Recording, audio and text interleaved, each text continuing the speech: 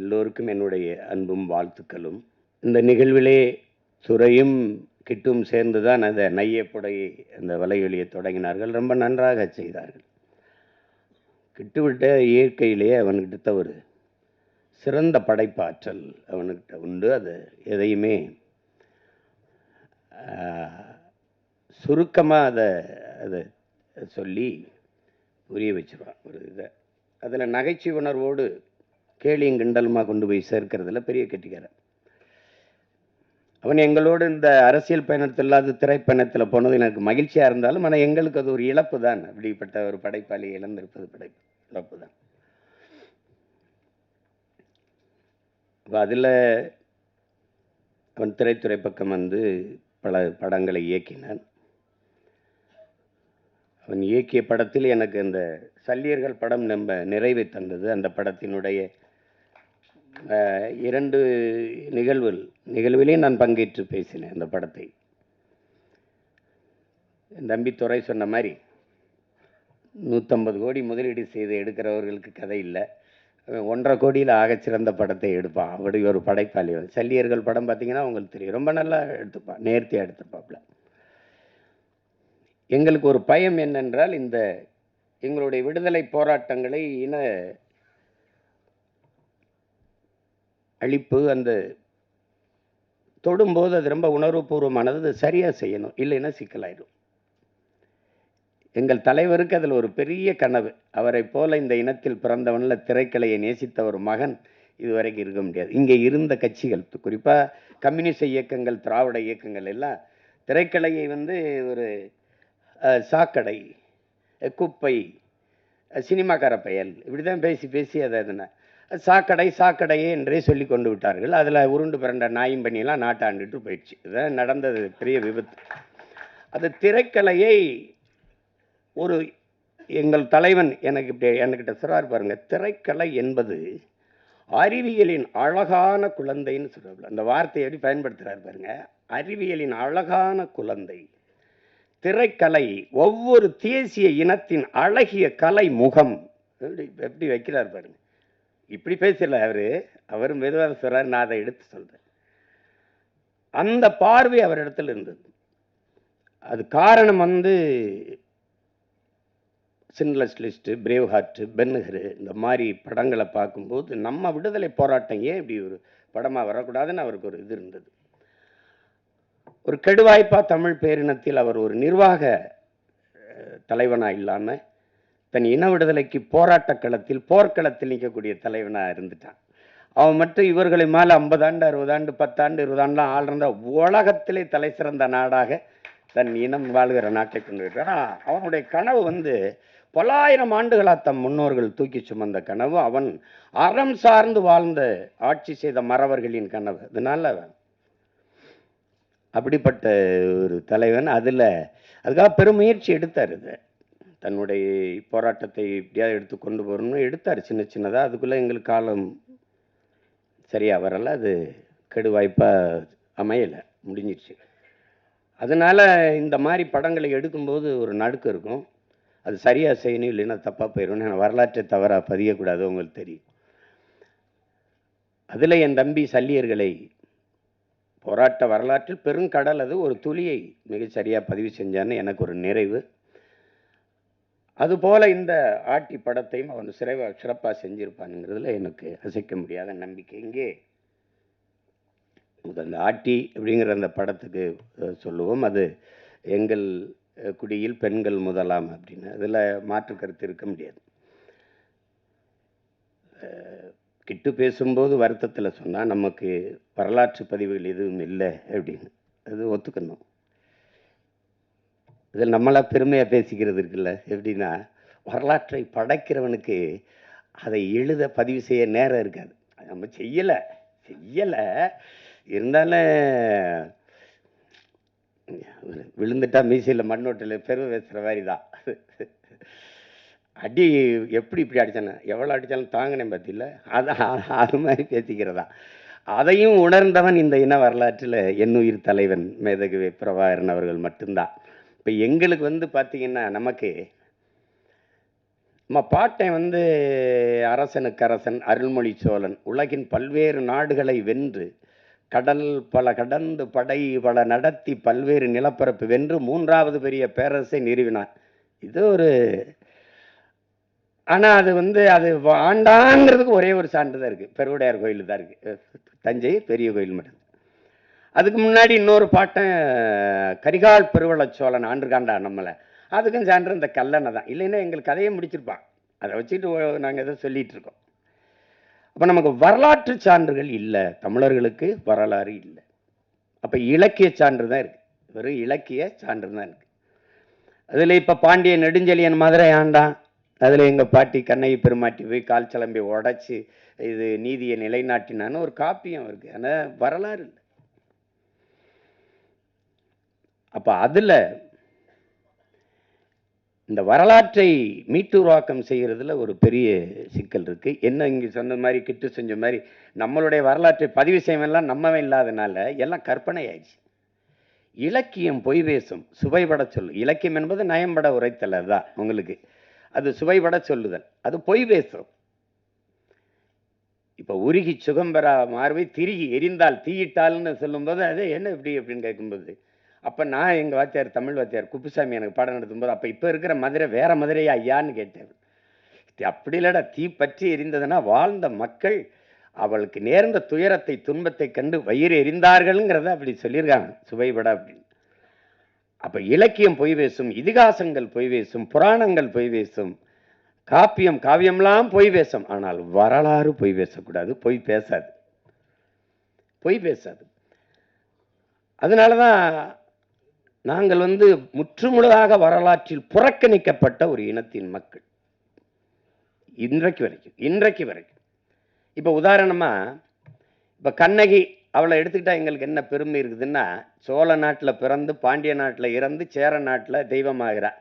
எழுதின எங்கள் பாட்டன் இளங்கோவடிகள் 3 மன்னர்களையும் இணைத்து, 3 நிலப்பரப்பை மன்னர்களை இணைத்து ஒரு காப்பியத்தை செய்கிறார். அது காப்பியம், அது கற்பனை. ஆனால் கண்ணகியிலும் சிறந்தவள் இருக்கிறார் எங்கள் குலத்தில், எங்கள் முன்னோர். அது எங்கள் பாட்டி வேலு நாச்சியார். அது காவியம், இது வரலாறு. ஆட்டினா பாருங்க, ஆட்டி படைக்கிறானையா அப்படிங்கிற மாதிரி ஆட்டி படைத்தால் ஒரு பெண்மகள். தமிழர்கள் பொதுவாக மானுடனே தாய் வழி சமூகத்திலிருந்து வந்தவன் தான். முதல் திணையிலே நம்ம முதல் நிலத்திலே தாய் வழியில், 2வது நிலமும் தாய் வழி, 3வது மருத நிலத்தில் வந்து என்று வேளாண்குடிகளாக மாறுகிறோமோ, அவன் காட்டை பார்க்க போகும்போது வீட்டை பார்க்க பெண் இருக்கும்போது ஒருவனுக்கு ஒரு தீங்கிறது வரும்போது தந்தை வழி சமூகமாக ஆயிடுது. அங்கே தான் முதல் எழுத்து. எங்கள் ஐயாமையன் சொல்கிறார்ல, பேரை போடும்போது அவர் எசக்கிய சேர்த்துக்கிட்டார் அப்படின்னு. அப்போ தந்தை வழி சமூகமாக வரும்போது தான் அது வரைக்கும் பெண்ணு தான், தாய் வழி சமூகம் தான். நம்ம அதை மாற்ற முடியல. இன்று வரைக்கும் நாடு தாய் நாடு தான், மொழி தாய்மொழி தான். என் தம்பி கார்வணன் சொன்னது மாதிரி இந்த தமிழ் குடிகளுக்கு 90 விழுக்காட்டுக்கு மேலே பெண் தெய்வங்கள் தான். எனக்கு கூட என்னுடைய குலதெய்வம் வீரமாகாளி பெண்ணு தான்.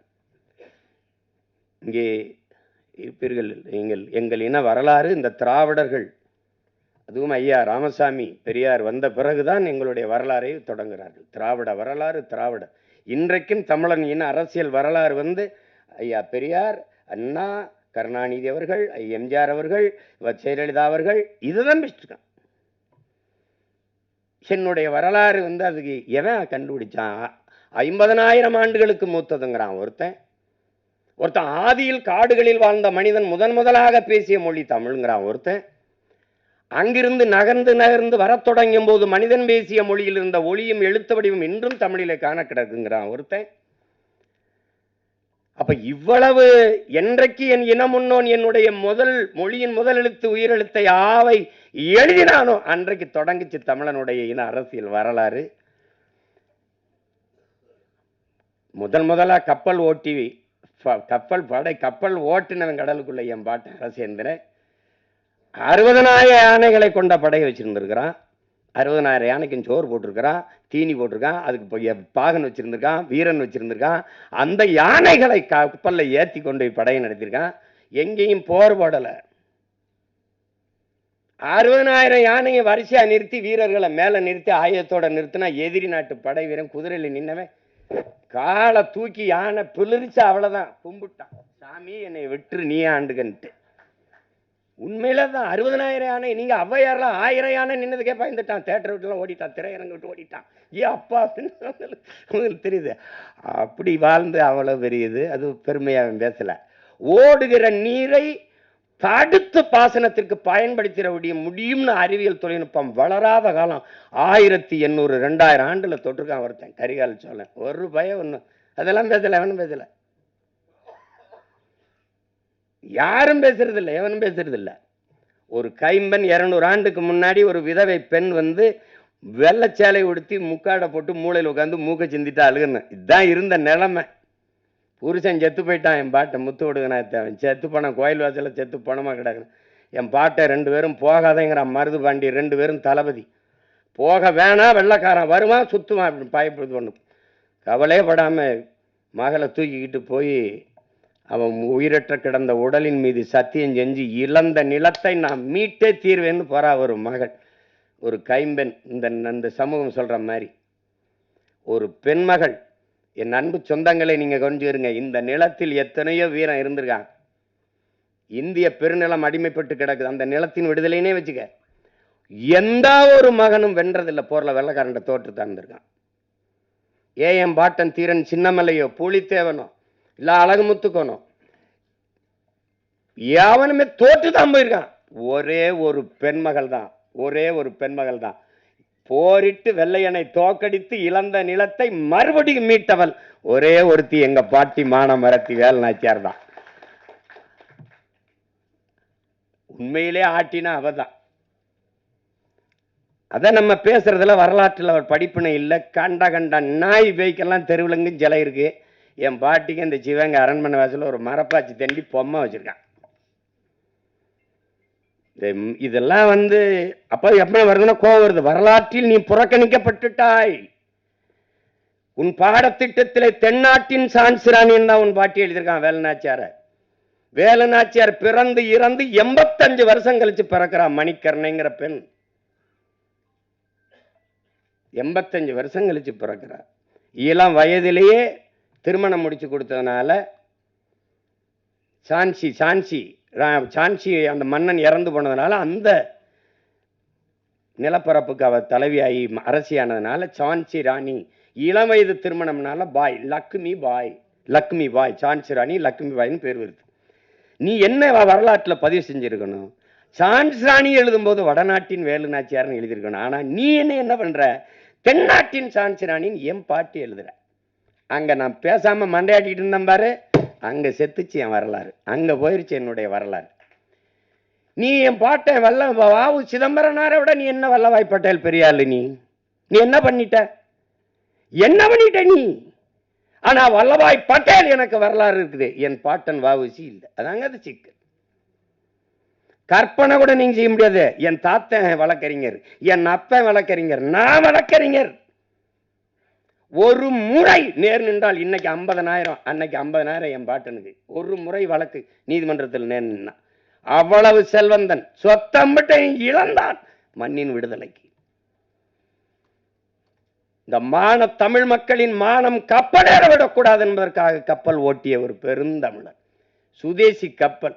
நான் என்னடா தமிழ் தேசம் பேசுறேன், அவன் தமிழ் நேசன் அப்படின்னு அன்னைக்கே இதழ் நடத்தினான். அன்னைக்கே தமிழ் தேசம் தமிழ் நேசன் பத்திரிகை நடத்தினான். அவன் வரலாறு எங்க இருக்கு? எனக்கு மாடு இழுக்க திணறும் செக்க மனுஷன் இழுத்திருக்கான் இந்த மண்ணின் விடுதலைக்கு. போய் கோவை சிறையில் இருக்கு, இன்னும் அந்த சிலை நினைவா இருக்கு அந்த செக்கு. ஏன்னா அவன் இருந்த அறைக்கு பக்கத்துல இருந்தவன் அவன் பேரன் நான். அதே கோவை சிறையில பக்கத்து அறையில செக்கிழுத்த செம்மல் வாவு சிதம்பரனார் இருந்த சிறை அப்படின்னு எழுதி வச்சிருக்கான். அந்த அறை எழுதி வச்சிருக்கான். வேணா நீ வேணா போயிட்டு அவனு போலையா? விரைவில் அனுப்பி வைக்கிறேன். ஏதாவது இதில் பேசிட்டு வாடனா போட்டுருவான். என்ன நான் போகாத சிறை இருக்குன்னு நினைக்கிறீங்களா? நீதிமன்றம் இருக்குன்னு நினைக்கிறீங்களா?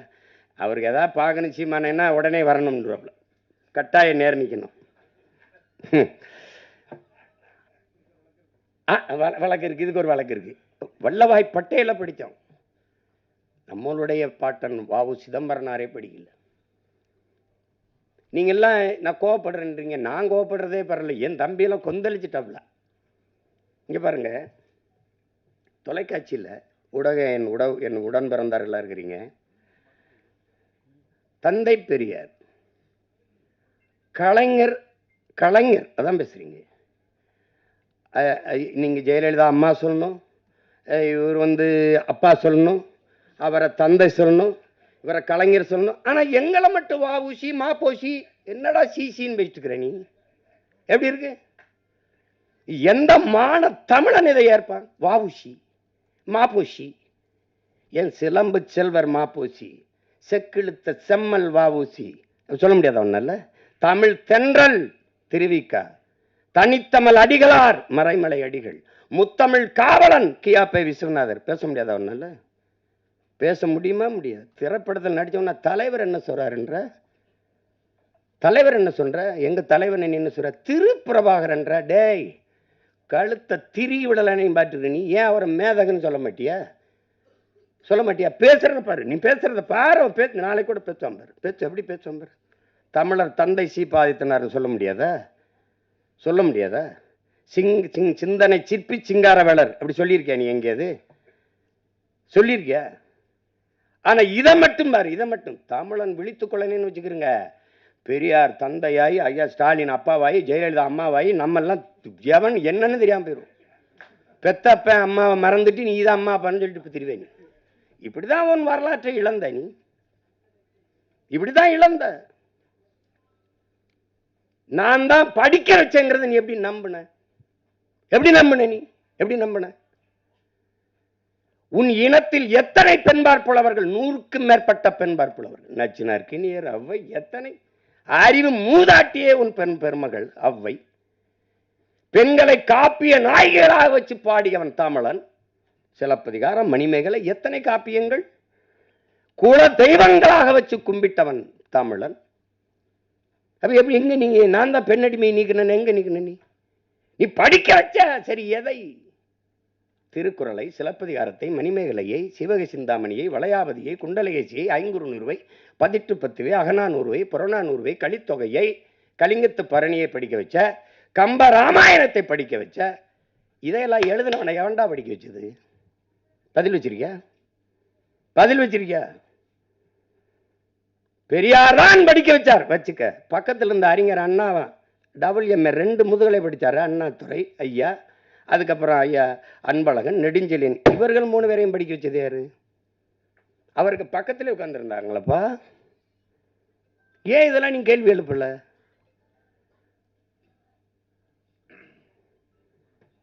வரலாற்றை மறந்துவிட்ட இனம் சுடுகாட்டில் இறந்து கிடக்கிற பிணம்ங்கிறாங்க கோசிமி. எங்க இருக்குது உன்னோட? எங்க நீ பெண்ணை அடிமைப்படுத்தின? தமிழன் பல்வேறு நிலப்பரப்பை வென்றான், எந்த இனத்தையாவது அடிமைப்படுத்தி ஆண்டான். ஒரு செய்தி சொல்றா பாப்போம். என் மாண்புடா, என் மாண்பு தமிழ் பேரன்பின் தாயிடா. இல்லைன்னா யாதும் ஊரே யாவரும் கேளீர்னு எந்த மொழி சொல்லியிருக்குடா? பிறப்பு ஒக்கும் எல்லா மனிதருக்கும் கூட பாடல, எல்லா உயிருக்கும். உலகத்துல எந்த மொழி சொன்னது? என் தமிழ் தான் சொன்னது. என் தமிழ் தான் பாடியது. புதியது ஒரு உலகம் செய்வோம், கெட்ட போரிடும் உலகத்தை வேரோடு சாய்ப்போம். என் தமிழ் தான், என் தமிழ் தான். காக்கை குருவி எங்கள் சாதி, நீல் கடலும் மலையும் எங்கள் கூட்டம். எங்கள் தமிழ் தான். இது எனக்கெல்லாம் கற்பிச்சேங்கிற. பாரதி பிறந்து இறந்து 1921 நம்ம பாட்டன் பாரதி இறந்து போறான். 36 தான் ஐயா ராமசாமி பெரியார் பேசவே ஆரம்பிக்கிறாப்ல.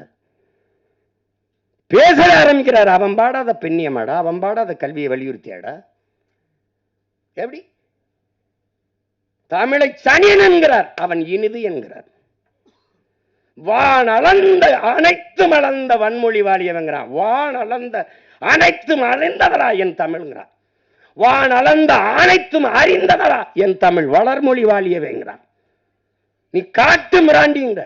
சிங்களம் புட்ககம் சாவகம் யாவும் சென்றேறி பல தீவனுக்கும் சென்றேறி அங்கு தங்கள் புலிக்கொடி மீன்கொடி நின்று சால்புற கண்டவர் தாய் நாடுங்கிறான். எப்படி? நீ காட்டு மிராண்டிங்கிற. என்ன தர்றான் பாருங்க. முட்டாள்கள்ங்கிற. உலகம் பொறாவென்று தன் கொடியை நாட்டியவன்டா, பரம்பரைடாவேங்களா. எப்படி இருக்கு? வெறியில தான் ஒருத்தன் வந்துட்டான். டே, தாய பழித்தவனை யார் தடுத்தாலும் விடாதே, உன் தமிழை பழித்தவனை தாயே தடுத்தாலும் விடாதேங்கிறான். இதுல எங்கிட்டு இருக்காரு பெரியார் சிறியார்? எங்களுக்கு எவனா இருந்தாலும் சரிதான். என் மொழியை இழிவு செய்தவன் எவனா இருந்தாலும் எங்களுக்கு எதிரி தான். தமிழ் சனியன் ஒளி, முதல்ல அந்த சனியனை ஒளிடா. இதான்டா கோட்பாடு. இல்ல பெரிய தத்துவம் அதெல்லாம் தூக்கிட்டு வர்றதில்லை. எங்க கோட்பாடை பாரு. இப்படி எவனா பத்தியா? என் இறைடா, என் இறை சிவன் தன் உடலில் சரி பாதையை கொடுத்து நிற்கிறான். அது ஆணுக்கு பெண் சமம் அல்ல, என் உடன் பிறந்தார்களே, ஆணும் பெண்ணும் சமம். அதான் எங்க கோட்பாடு, எங்கள் நிலைப்பாடு. ஆணுக்கு பெண் என்ற கோட்பாட்டை ஏற்கலாம். ஆணும் பெண்ணும் சமம். அதை நிறுவி காட்டியவன் எங்கள் உயிர் தலைவன். ஆணுக்கு நிகராக பெண்ணுக்கு அரசியல் செய்ய காவல்துறையிலே, வான்படையிலே, கடற்புடி படையிலே, கரும்புடி படையிலே எல்லாவற்றிலும் சமபங்கை கொடுத்தவன் என் உயிர் தலைவன் மேதகுவே பிரபாகரன் அவர்கள். அதைத்தான் அவன் பிள்ளைகள் இன்று 234 இடம் என்றால் 117 ஆண்கள் 117 பெண்களை கொடுக்க காரணம் அதுதான். இதில் பெருமை ஒன்றுமில்லை, பிறவி கடமை செய்கிறோம், அவ்வளவுதான். பெண்ணை போற்றாத எந்த இனமடா உயர்வடைஞ்சிருக்கு. பெண்ணு என்னது தனியா வந்து ஒப்பந்தம் பண்ணி செய்யற பொம்மை அது. என்னை பெற்றவளடா, என் உடன் பிறந்தவளடா. அதன் போற்றாத சமூகம் எப்படி மேன்மை அடையும்? எப்படி உயர்வடையும்? எப்படி உயர்வடையும்? பெண்ணடிமை தீரு மட்டும் பேசும் திருநாட்டில் மண்ணடிமை தீர்ந்து வருதல் முயல்கும் பேங்கிறான் புரட்சி பாவலர். அதான் இங்க இருக்கிறது. பெண்ணால முடியாதுன்னு என்ன இருக்குது? அப்ப எப்படி எங்க பாட்டியால முடிஞ்சது, வேலுநாச்சியாரால முடிஞ்சது? நடந்தது நிகழ்காலத்தில். பெண்புலி எங்க தலைவர் வந்து ஒரு இதாக கொடுக்குறாரு, ஒரு இலக்கை, இதை போய் செய்யுங்கன்னு. பல முறை ஆண் போராளிகள் நம்ம பிள்ளைங்க போய் பாருங்க, தோற்று வராங்க. போன எல்லாருமே ஆண் புலிகள் தான். ஏன் இதுல பெண் புலிகளுக்கு நம்ம பிள்ளைகளுக்கு வாய்ப்பு கொடுக்கல? ஏன் அவங்க போகலன்னு தலைவர் கேட்கும்போது, நம்மளாலே முடியல, நம்ம பசங்களாலே முடியல, பெண்கள் எப்படி அண்ணான்னு கேட்கும்போது, இல்லை ஒரு தடவை கொடுத்து பாருங்களேன் வாய்ப்பு. சரியாக போய் அந்த இலக்கை வென்று முடித்து வந்தார்கள். உங்களுக்கு தெரியும், நம்மளுடைய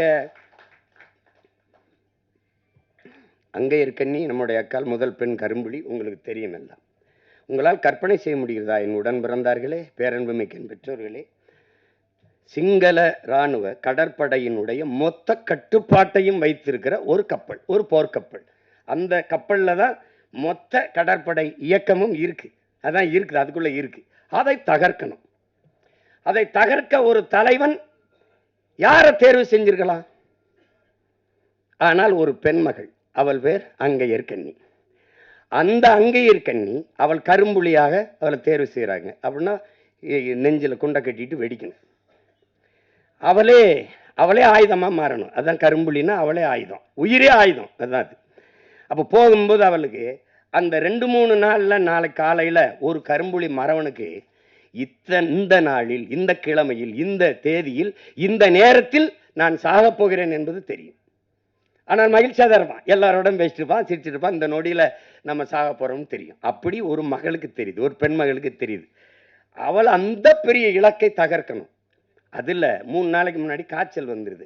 இந்த காய்ச்சல் அடிக்கிறதே சக தோழிகளுக்கோ தோழர் போராளிகளுக்கோ சொல்லிட்டா அன்னைக்கு தகவல் போயிடும். உங்களுக்கு உடம்பு முடியலன்னா அன்னை நம்மளை பின்னடைய வச்சுட்டு வேற ஆளை தேர்வு பண்ணிடுவாருன்ட்டு அதை விட்டு கொடுக்காம, அதை சொல்லாமல், தன் உடல் நிலை சரியில்லாதையும் சொல்லாமல் அந்த மகள் அப்படியே வச்சு அந்த உடல் இது அந்த காய்ச்சல் அடிக்கிறதோட அவள் அதிகாலையில் பயணப்படுறா. போய் அந்த தாக்குதலுக்கு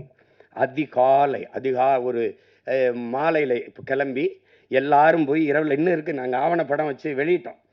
பயணம் அனுப்பி வைக்கிறாங்க. தன்னுடைய சகாக்கள் எல்லாம் போய் ஒரே மகள் 36 கிலோமீட்டரை ஒரு கடும் குளிரில் கடலுக்குள்ள தனி மகளா, ஒரு பெண்மகள் ஒரே மகள் அந்த குளிர்ந்த அடர்ந்த குளிருக்குள்ள ஆழ்கடல் நீஞ்சி நீஞ்சி போறா. 36 கிலோமீட்டரை 13 மணி நேரங்கள் ஒரே மகள் தனியாக நீஞ்சி போய் இந்த இரவு முடிஞ்ச அடுத்த பகல் தொடங்குற இந்த 12 மணிக்கு நடு உள்ள போய் அந்த கப்பல்ல போய் நின்று நடு கப்பலை அடிச்சு தகர்த்து எரிஞ்சா பாரு. உலகம் திரும்பி பார்த்து ஒரு மகள், ஒரு பெண் மகள். குலதெய்வம் எப்படி உருவாகுதே? இப்படிதான். அந்த மகள் அங்கையர்க்கண்ணிதான் தன்மானமிக்க தமிழ் பேரினத்தின் குலதெய்வமாக மாறி நிற்கிறான்னா அதுதான். அப்படிதான் எங்க குலதெய்வம் ஒன்றும். அதனால பெண்ணுனால் இது முடியாது என்று சொல்வது ரொம்ப கடினம். ரொம்ப அப்படி சொல்லிட்டு போக முடியாது. அதனால இந்த தமிழ் சமூகம் பெண்களை பெரிதும் போற்றிய ஒரு சமூகம், பெரிதும் போற்றிய சமூகம். பெண்ணை இதுவரைக்கும் பேர் சொல்லி கூப்பிட்டது கிடையாது. அம்மா, தாயே, தெய்வமே. அப்படிதான் இன்னைக்கு நம்ம வீடுகளில் கூப்பிடுறது அப்படித்தான் இருக்கு. அப்படிதான் இன்னும் கூப்பிடுவோம். ராசாத்தி, கண்ணு, அம்மா, என் தெய்வமே, என் தாயே, அப்படிதான் கூப்பிடுவாங்க. அப்படிதான் இதுவரை நம்ம வீடுகளில் எல்லாரும் அப்படி கூப்பிடுறது வழக்கம் இருக்குது. அது வரலாற்றில் புறக்கணிக்கப்பட்ட நிராகரிக்கப்பட்ட இனத்தின் மக்கள் ஒரு நாள் தங்களுக்கான வரலாற்றை தாங்களே எழுதுவார்கள் என்று அறிவாசான் நல்ல அம்பேத்கர் சொல்றார் என்றால் அது சும்மா அல்ல. அப்படி வரலாற்றில் நிராகரிக்கப்பட்ட புறக்கணிக்கப்பட்ட இனத்தின் மக்கள் எங்களுக்கான வரலாற்றை நாங்களே மீட்டுருவாக்கம் செய்கிற மறுபதிப்பு செய்கிற பணியை செய்கிறோம். அதில் ஒன்றுதான் என்னுடைய தம்பி கிட்டு போன்ற திறமைமிக்க திரைக்கலைஞர்கள் செய்து வருகிற சிறிய சிறிய முயற்சி. அதில் இன்னைக்கெல்லாம் பொன்னியின் செல்வன் ஒரு படம் பார்த்தா அதுதான் நம்ம சோழ வரலாறுன்னு நினச்சிட்டு இருக்கோம். அது ஒரு புதினம், அது ஒரு நாவல், அது ஒரு ஒரு திரைக்கதையா அது ரசிக்கத்தக்க சொல்லப்பட்டது. உண்மையான வரலாறு அது ஒன்றும் இல்லையே. ஆதித்ய கரிகால என்ன தற்கொலை பண்ணி செத்து போட்டான்னு ஒரு கதை, காதல் தோல்வியில் செத்து போனான்னு வருது. அது சரி, என்ன பண்றது? அது அப்போ உலகெங்கும் ஒவ்வொரு இனத்தையும் வரலாறு தான் வழி நடத்துது. அப்போ என் இன வரலாறு தான் என்னை வழி நடத்தணும். ஆனால் எனக்கு ஒன்று வரலாறு இல்லை. அப்போ அதுதான் இங்கே இருக்கிற தடுமாற்றத்துக்கு காரணம். அதுதான் உங்களுக்கே தெரியும். தமிழருடைய அரசியல் வரலாறுன்னா இதுதான் இருக்குது, இதுதான் இருக்குது. அதை பேச மாட்டாங்க. நீங்கள் அதை சொல்லவே மாட்டாங்க. ஆகப்பெரும் மேதைகள், அறிஞர்கள் வாழ்ந்த நிலம் இது. ஜீவானந்தம், சிங்காரவேலரை தாண்டி இங்கே வேணுமா? அயோத்திதாரசர், ரெட்டமலை சீனிவாசன், MC ராசாவோட தலைவர்கள் உங்களுக்கு வேணுமா? இல்லை அவங்களாம் தலைவராக தெரியலையா? பெரும் பெரும் மேதைகள் வாழ்ந்திருக்காங்க இந்த நிலத்தில். தன்னலமற்று உண்மையும் நேர்மையுமாக இந்த மக்களுக்கு வாழ்ந்து மறந்திருக்கான். கக்கன் தாத்தா காமராஜர், தாத்தா கக்கன், தெய்வ திருமகன் தாத்தா முத்துராமலிங்க தேவர், எவ்வளவு பெரிய மேதைகள் இந்த நிலத்தில் இருந்து வாழ்ந்திருக்காங்க. அந்த வரலாறுலாம் புறக்கணிக்கப்பட்டிருக்கு. தமிழனுக்கு எவன் தலைவனாக வந்தாலும் சாதி மதத்துக்குள் தள்ளுவான். தமிழன் அல்லாத எவன் வந்தாலும் அவனை அப்படியே தலைவனாக ஏற்று கொண்டாடுவான். இது ஒரு நோய், இது ஒரு நோய். சீமான் வந்தா என்ன ஆளுக, அதுதானே என்ன ஆளுக, நம்ம ஆளுகளா அப்படின்னு என்னையே கேட்டான் தோல் மேலே கைப்பட்டு. நீங்க என்ன ஆளுகன்னு. நான் சித்தாளுக, உங்க வீட்டில் பூச்சி வேலை இருந்தால் சொல்லுங்க, பூசிட்டு போறேன்னு. அது தெரிஞ்சுக்கிற ஆர்வமா இருப்பான். விசாரிப்பேன். எப்படி விசாரிப்பான்னு நினைக்கிறீங்க? நீங்க எந்த ஊர்? ராமநாதபுரம். சிவகங்கையில் எந்த ஊர்? அப்பா என்ன பார்க்குறாப்புல? அப்பா அவன் சொந்தக்காரன், அவன் சாதிக்காரன் பேரவர்னு சொல்லி அவர் உங்களுக்கு என்ன வேணும்பா. இவன் ரொம்ப கஷ்டப்படுறான்னு நான் என்ன ஆளுகன்னு சொல்லிடணும். ஏன்னா இந்த சாதி தாங்க, என்னங்க உங்க பிரச்சனை? நான் உங்க வீட்டுக்கு பொண்ணு கேட்டு இல்லையே. எப்படி இருக்கு புரியுதா? இது தன்னின பகையால் தாழ்ந்து வீழ்ந்த ஒரு சமூகம். காப்பா அரவாணன் ஐயா, அவரை யாருன்னு கேட்டுறாதீங்க. என்னடா புதுசா ஏதோ காப்பா அரவாணன்னு கதை விடுறான்றாதீங்க. ஏன்னா திராவிடன் கதை விடுவான் எங்க வரலாறு, நாங்க வரலாறு சொல்லுவான் அவனுக்கு கதை. அப்ப அதுல அவர் என்ன சொல்றார்? இந்த தமிழன் வீழ்ந்ததுக்கு தமிழன் ஏன் அடிமையானான், அந்த புத்தகத்தை தமிழ் இளம் தலைமுறையினர் என் உயிரினும் இனியை உடன் பிறந்தார்கள் ஒவ்வொருத்தனும் படிக்கணும். சின்ன புத்தகம் தான். அதுல என்ன சொல்றாரு? தமிழனுக்கு இந்த அடிமையானதுக்கு முதல் காரணம் போர்க்குணம் இன்மை. அதுக்காக நிறைய சொல்றாரு. முதலில் பண்பட்ட இனம் நாகரிகம் அடைந்த இனம் போர்க்குணம் அற்று போகுங்கிறார். முதலில் பண்பட்ட இனம் போர்க்குணம் அற்று போகும். எப்படின்னு கேளுங்களேன். இப்ப இப்ப இப்ப இவர் ஒரு சண்டை, ஏப்பா எதுக்குப்பா அவன் காலி பயிலோட போய் சண்டை போட்டுக்கின்னு வாப்பா, நமக்கு அது வாப்பா தரோம். இங்கே தான் அது இதாயிருது. எதுக்குப்பா பிரச்சனை, எதுக்குப்பா வம்பு, எதுக்குப்பா பிரச்சனை, அது நமக்கு மட்டும் இல்லை, நாட்டுக்கே அதான் பிரச்சனை ஆயிருது. எதுக்கு பிரச்சனை என்பதுதான் பிரச்சனை. அப்ப அங்க போர்க்குணம் அற்று போனது, போர்க்குணம் அற்று போனது ஒன்று. இரண்டாவது, தன்னிடத்தில் இருப்பதை விட பிறரிடத்தில் இருப்பது உயர்ந்தது, இந்த இழிவான சிந்தனை. பிறகு தாழ்வு மனப்பான்மை, தன்னின பகை, இது ரொம்ப முக்கியம், இதை நீங்க கவனிச்சுக்கணும். அந்த வார்த்தையை போடுறாரு, தன்னின பகை. தன்னின பகை என்னது? படையாட்சியை நான் வேட்பாளராக போட்டாங்க, பறையும் ஓட்டு போட மாட்டாங்க. பறையனை போட்டாங்க, படையாட்சி போட மாட்டாங்க. தேவர் என்னுடைய வேட்பாளர், தேவேந்திரர் ஓட்டு கிடையாதுங்க. தேவேந்திரர் என்னுடைய வேட்பாளர், தேவர் ஓட்டு கிடையாதுங்க. இதனால சொந்த ரத்தங்களுக்குள் யுத்தம். சிந்திய ரத்தத்தை குடித்த ஓநாய்களுக்கிட்ட அதிகாரம். இவன் சொந்த ரத்தத்துக்குள்ள சண்டை போட்டு வீழ்ந்தான். தன்னின பகையால் தாழ்ந்து வீழ்ந்த தமிழ் சமூகம். எந்த அரசியல் அதிகாரமும் இவனுக்கு வராம போனதற்கு காரணம் இதுதான். கடைசியா ஒண்ணு சொல்றாரு, அளவு கடந்த திரைக்கவர்ச்சி. அளவு கடந்த திரைக்கவர்ச்சி. 4 மயக்கம்.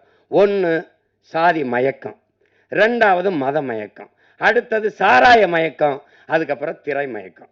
இந்த சாராய மயக்கம் திரை மயக்கத்தை தெளிவுபடுத்திட முடியும். ஆனால் இந்த சாதி மத மயக்கம் இருக்குல்ல, செத்து பாடையில போனாலும் வராது. செத்து புதைச்சாலும் ஆறுமுக நாடாருன்னு எழுதி வைப்பான் சமாதியில. எழுதி வைப்பான்ல, சுப்பிரமணிய தேவர் எழுதி வைப்பான், எழுதி வைப்பான். என்ன சிரிக்கிறிய, போய் தர என்ன போமா சுடுகாட்டுக்கு.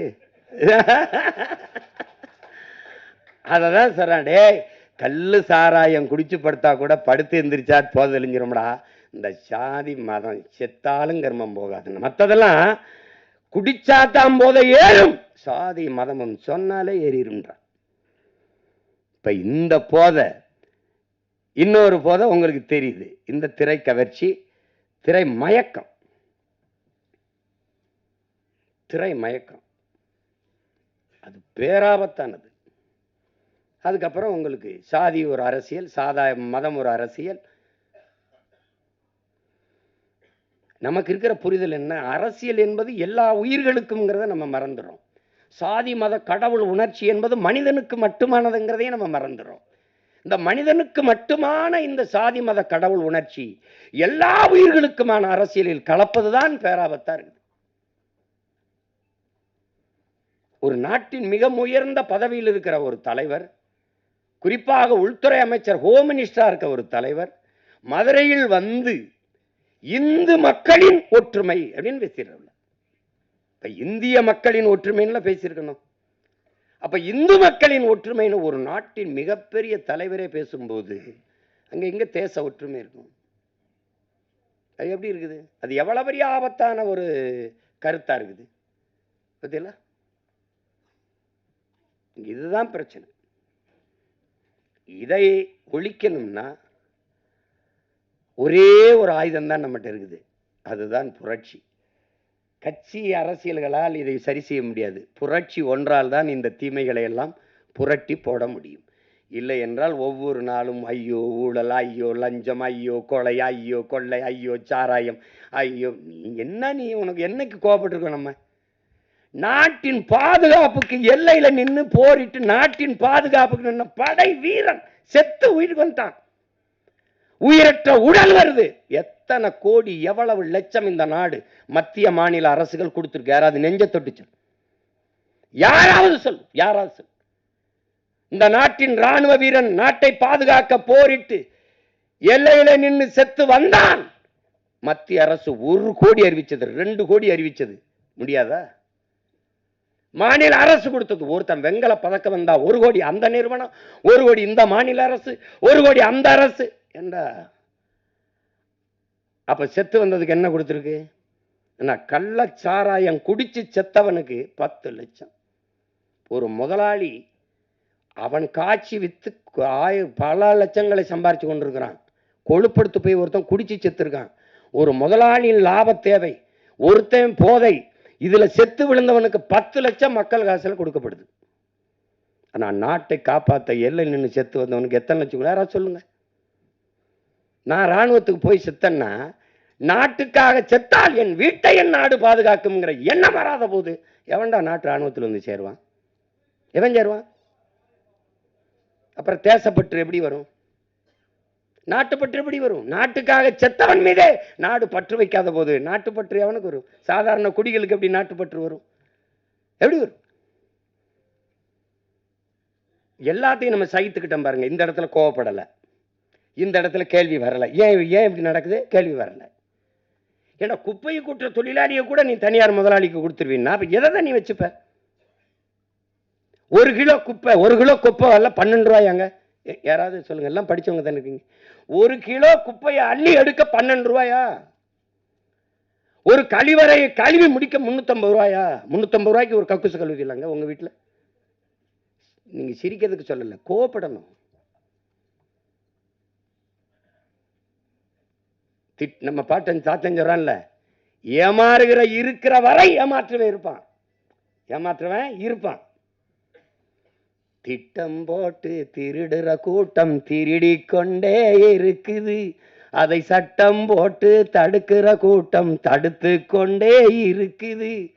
அது நடந்துட்டு தான் இருக்குது. அண்ணா திருடனாய் பார்த்து திருந்தாவிட்டால் திருட்டை ஒழிக்க முடியாது. இப்ப திருடனா நம்ம பார்த்தா அவன் திருந்தல. இப்ப நம்ம திருத்தணும். அவன் தான் திருந்தலையே. 1 வருஷம் 2 வருஷம் இல்லையா, 60 வருஷம் திருடுறான். அவன் திருந்தல. அப்ப என்ன பண்ணணும்? திருத்தணும். யார் திருத்தணும்? நாம தான். என்ன பண்ணணும்? உங்க கையால என்ன பண்ணணும்? ஒரே ஒரு அழுத்தணும். என்னது? ஒற்றை விரல் புரட்சிங்கிறது சரிதான். அது தெரியல. அவங்க உட்கார்ந்து இருக்கிற அவங்க எல்லாம் அதிகாரம் அது நாம கொடுத்ததுங்கிற எண்ணம் நமக்கு வரணும். நம்ம போட்ட ஒத்த ஓட்டுல வந்த வலிமை தான் அதுன்னு வரணும். உங்களுக்கு என்ன வரணும்? அதுதான் முக்கியம். இங்கே அப்ப அங்கதான் மாறுதல். அதுதான் அண்ணல் காந்தியடிகள் உலகத்தை எப்படிப்பட்ட மாறுதலுக்கு கொண்டு வர நினைக்கிறியோ அதை உன்னிலிருந்து தொடங்குடாங்கிறாரு. நான் என்னிலிருந்து தொடங்குறேன், நீங்க உங்களிலிருந்து தொடங்குங்க. நம்மிலிருந்து நல்ல மாற்றம் தொடங்கட்டும். நான் 6 மாசத்துல தேர்தல் வருது, அப்பவாவது ஒரு மாறுதல் வருதான்னு பார்ப்போம். அதான் ரொம்ப முக்கியம். என்ன ஐயா மனே?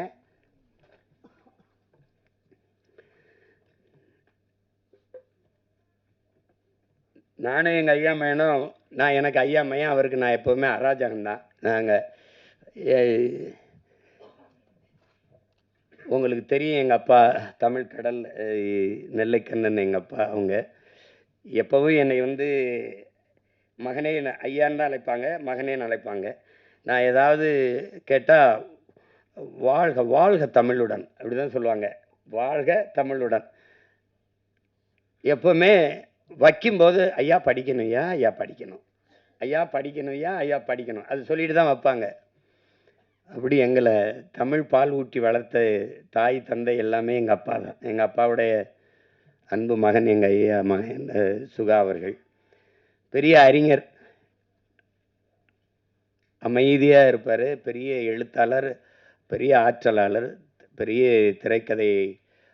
அது அந்த என்னன்னா, எங்கள் அப்பா இளையராஜாவுக்கு முன்னாடி நான் ஒரு காரியம் சாதிக்கணும்னா பாடி காட்டினா போதும். நீ பாடாத நான் செய்கிறேன்ருவாங்க. எங்கள் அப்பாவுக்கு முன்னாடி பாடி காட்டுவேன்னா, நீங்கள் என்ன வேணாலும் நினைச்சுக்கிறீங்க, நான் பாடி காட்டுவேன், பாடுவேன். அது ஒரு தடவை என்னை கூட என் முன்னாடி நீ பாடி காட்டுறான்றாப்புல. அப்பா நான் சொல்லிட்டு தானே பாடினேன். என்ன தெரியுமா அதில், அந்த வானத்தை போல மனம் படைச்ச மன்னவனே அப்படின்னா நல்லா இருக்காப்பா, நான் பாடிடுறேன். இல்லைடா நீ என் முன்னாடி உங்கள் முன்னாடி தான் பாடி காட்ட முடியும் அப்படி. ஏன் அவர் பாடும்போது ஒரு கோவம் வராதுன்னா, அவர் சுதி சுத்தமாக பாடுவார், இசை தெரியும், எனக்கு தெரியாது. அதனால அவர் ஒரு மெட்டு போட்டு வச்சிருப்பார், நான் ஒன்று பாடி விடுவேன். அதில் டே தயவு செய்து பாடாதரா, நீ என்ன சொல்றியோ செஞ்சிடண்டா. அது மாதிரி அவ்வளோ ஒரு இது. எங்கள் ஐயாமே சொன்னதெல்லாம் உண்மைதான். ஏன்னா உங்ககிட்ட சொல்கிறதுக்கு என்ன, நான் முத மேடையில் எப்படி பேசுறதுன்னு எனக்கு யாரும் கற்றுக் கொடுக்கல. 5 வயசில் எப்படிலாம் மேடையில் ஏறி பேசணும் அப்படின்னு கற்றுக் கொடுக்கல. எப்படி சண்டை போடணும்னு தான் 5 வயசாக இருக்கும்போது ஒரு சிலம்பு கம்பை கொடுத்து கற்றுக்க சொன்னாங்க. அப்புறம் 10ஆவது படிக்கும்போது கராத்தே வகுப்பில் போய் சேர்த்து விட்டாங்க. முதல்ல சண்டை தான் கற்றுக்கிட்டேன், அப்புறம் தான் பேச கற்றுக்கிட்டோம். மேடையில் பேசும்போது ஒருத்தன் குறுக்க பேசிட்டு இருந்தா முதல்ல கற்றுக்கிட்டது ஞாபகத்துக்கு வந்துடுது. அவங்கெல்லாம் நினைச்சுக்கிட்டு இருக்காங்க நான் போய் அடிதடியில் ஈடுபட்டு இனிமேல் சிறைக்கு போகிறேன்னு. சிறையிலிருந்து தான் கட்சி ஆரம்பிச்சிருக்கேன். அதையும் கவனத்தில் வச்சுக்கிட்டு பேசணும். நான் ஆள் வச்சு அடிப்பேன்னு நினைக்கிறாங்க, நானே போய் அடிப்பேன். அதெல்லாம் தம்பி, ஏன்னா நான் இங்கே இருக்கிற தலைவர்கள் ஐயா கருணாநிதி ஐயா, ஐயா எம்ஜிஆர் ஐயா, ஐயா அம்மா ஜெயலலிதா அம்மாவெல்லாம் பார்த்து அரசியல் செய்ய வந்தவன்ல. தான் செத்தாலும் சரி தன் இனம் வாழ்ந்தால் போதும்னு நின்ன உலகத்தின் தலை சிறந்த வீரன், என் இனத்தின் பெருமாவீரன் பிரபாகரனின் மகன். சும்மா போய்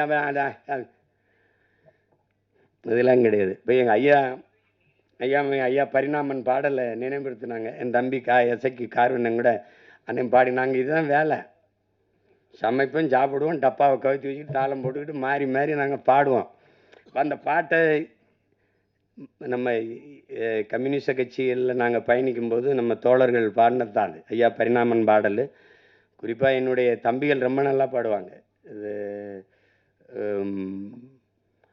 ஆனால் அதில் என்ன நான் விட்டுட்டேன் பிறன்னா, 10 தலை ராவணனே ஒத்த தலை ராம வென்றான்னு வருது. நமக்கு புரிதல் வரும்போது 10 தலை கிடையாது, அதுவும் வரலாற்று திரிவு தான். கலை 10ல் தலை சிறந்தவன், திசை 8ம் புகழ் கொண்டவன் ராவண பெருந்தகை. அதுதான் அந்த கலை 10ஐ தலை 10ஆ பின்னாடி வந்தவன் மாட்டான். ஒருத்தன் 10 தலையோட பிறக்க முடியுமான்னு பாருங்க. அதுல இன்னும் கோவம் வரும் பாருங்க. அந்த ஜண்டுபாம் விளம்பரத்துக்கு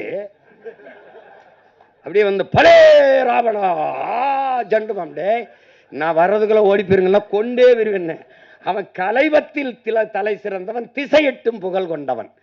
அதை போய் கலைபத்தை தலைபத்தாக்கி ஒத்த தலை ராம வென்றான்னு போட்டான். அதுல மொத்தத்துல வீர வேணும்னதுல நான் ஒத்துக்கிறேன், அது ஒத்துக்கிறேன்.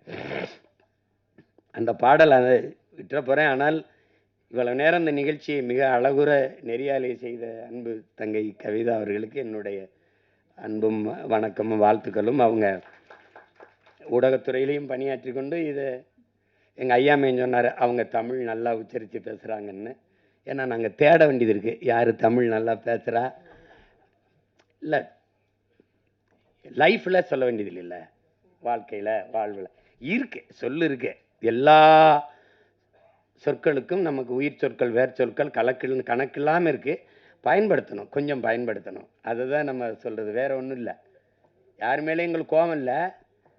தாய்மொழியை பேச தெரியாத இனம் வந்து வாழாது. அதனால அது அந்த வருத்தம் தான் எங்களுக்கு, அது ஒன்றும் இல்லை. இப்போ தங்கை எப்படி பேசுனதில் எனக்கு ஒன்றும் வருத்தம் இல்லை. ஏன்னா தமிழ் பேசுனா படிக்க தெரியாத பிள்ளைன்னு நினச்சிருவாங்க. நான் பள்ளிக்கூடம் படத்தில் நடிச்சிட்டு இருக்கும்போது இந்த கையெழுத்து நினைவு கையொப்பம் வாங்க வரும்போது நான் தமிழில் கையெழுத்திட்டேன் அன்புடன்னு. சினேகா அவர்கள் வந்து ஆங்கிலத்தில் கையெழுத்திட்டாங்க. நான் கேட்டேன் எப்படின்னு, ஐயா நான் வந்து தமிழில் தான் போட்டுக்கிட்டு இருந்தேன். ஒரு தடவை தமிழில் போட்டபோது ஒரு அம்மாவும் பொண்ணு வந்து கையெழுத்து வாங்கிட்டு போனாங்க. போகும்போது தமிழில் கையெழுத்து போடுறாங்க, இந்த இவங்க படிக்கலை பொறுக்குன்னு. அது தமிழில் கையெழுத்து போட்டால் படிக்கலைன்னு நினச்சிக்கிறான். அப்போ படிக்கலை, பள்ளிக்கூடம் போல இருக்கு, தமிழ்லே பேசிட்டுக்கிறான்னு நினைக்கிறான். அதனால அந்த பாடல் நீங்கள் கேட்டிருப்பீங்கன்னு நினைக்கிறேன். அதை இப்போ யாரும் அந்த பாடுறது இல்லை. அந்த பாடலில் 10 தலை ராவணன ஒத்த தலை ராம வென்றான். இந்த பாட்டை நானும் எங்கள் மாமா சவுந்தர அவர்களும் ஐயா பாக்கியராஜ் வீட்டுக்கு போனோம்னா அது ஒரு தடவை அந்த பாட்டை பாடுங்க அப்படிம்பாங்க. தாளம் போட்டு நாங்கள் பாடுவோம். 10 தலை ராவணன ஒத்த தலை ராம வென்றான், மொத்தத்துல வீர வேணும் சுடலமாடா. இந்த வித்தைகளை கத்துக்காம சத்தியத்தை ஒத்துக்காம கத்துனா போனதெல்லாம் கிடைக்குமாடா தம்பி, கத்துனா போனதெல்லாம் கிடைக்குமாடா. 10 தலை ராவணன ஒத்த தலை ராம வென்றான், மொத்தத்துல வீர வேணும் சுடலமாடா. இந்த வித்தைகளை கத்துக்காம சத்தியத்தை ஒத்துக்காம கத்துனா போனதெல்லாம் கிடைக்குமாடா தம்பி, கத்துனா போனதெல்லாம் கிடைக்குமாடா. புலி பசித்து கிடந்தாலும் புள்ளை தின்ன மாட்டாது, போட்டத திங்கிறமே சுடலமாடா. நம்ம பொண்டு உள்ள வாழ்க்கையில கண்ட சுகம் ஏதும் இல்ல, தெண்டத்துக்கு உழைக்கிறமே நியாயமாடா தம்பி, தெண்டத்துக்கு உழைக்கிறமே நியாயமாடா. இது அந்த பாடல் ஐயா பரிணாமன் அவர்கள் எழுதினது. அது ரொம்ப முற்போக்கான பாடல். அந்த வரியை தவிர மற்றெல்லாம் நமக்கு உடன்பாடு. இப்போ இருந்தால் கூட ஐயா மாற்றி அதை கொடுப்பாங்க அதில். அப்போ அது எவ்வளவோ பாடல்கள், எவ்வளவோ சித்தர்கள், ஞானிகள், யோகிகள் எல்லாம் தோன்றி என்னென்னமோ எங்கள் தாத்தா பட்டுக்கோட்டை சொன்ன மாதிரி முன்பு இயேசு வந்தார், அப்புறம் காந்தி வந்தார், புத்தன் வந்தார், அப்புறம் இயேசு வந்தார், அப்புறம் காந்தி வந்தார். எதையோ சொன்னாங்க, எழுதி எழுதி வச்சாங்க. எல்லாத்தையும் தான் படிச்சிங்க, என்ன பண்ணி கிழிச்சிங்கன்னு தெரியல. அது மாதிரி தான் இப்போ நானும் நாமளாவது எல்லாரும் சேர்ந்து ஏதாவது உருப்படியாக கிழிப்போம் வாங்கன்னு தான் கூப்பிடுறேன். அதுக்கு என்னுடைய தம்பி கிட்டவர்கள் எழுதி இயக்கி என்னுடைய ஆறுயிர் இளவல் எசக்கி கார்வண்ணன் அவர்கள் தயாரிச்சிருக்கிற இந்த ஆட்டி படம் ஒரு சிறிய முயற்சியாக இருக்கும். அது சொல்கிறான், புரட்சி என்பது ஒவ்வொரு மனிதனின் காலடிக்கு கீழே காய்ந்த சருகுகளாக காத்து கிடக்கிறது ஒரு தீக்குச்சியின் உரசலுக்காக அப்படிங்கிறான். ஒரு தீக்குச்சி வந்து உரசி போடணுங்கிறதுக்காக காய்ந்த சருகா காத்து கிடக்குதுங்கிறான். அப்படி உரசி போடுற ஒரு தீக்குச்சியா என் தம்பி கிட்டுவனுடைய ஆட்டி படைப்பு இருக்கட்டும் என்று நான் வாழ்த்துறேன். இந்த நிகழ்விலே இவ்வளவு தூரம் பங்கெடுத்து விழாவை சிறப்பித்திருக்கிற என் அருமைக்குரிய உறவுகள், என் அன்பு சொந்தங்கள், மதிப்புமிக்க ஊடக உறவுகள், உங்கள் எல்லோருக்கும் என்னுடைய பேரன்பும் வாழ்த்துக்களும். நன்றி, வணக்கம்.